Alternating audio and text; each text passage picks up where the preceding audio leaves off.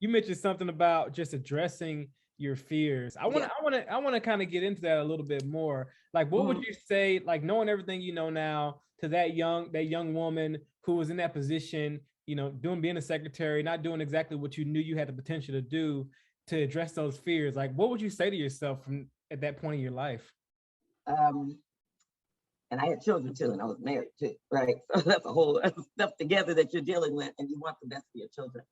I would say that you really need to pay attention and enjoy your young life and school. Pay attention, because what you don't realize is that when you don't, and you get in corporate environments, you get in corporate spaces, there's people that did, right?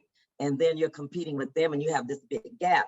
But my gap in math was not my fault, but I found out because we moved every year. So it would be every time I go to a different school system, a different state, they were doing, so I missed some foundations. And so when people look at me, you know what I did? I went back and took 055 math, okay?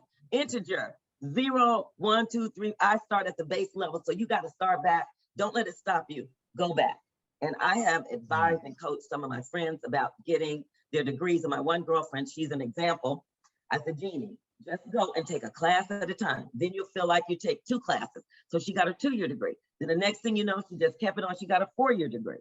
But a lot of this stuff isn't, today it's a lot of this get stuff quick, do this. Nobody takes the time to build a strong foundation of information. Hear more at championsforveterans.com.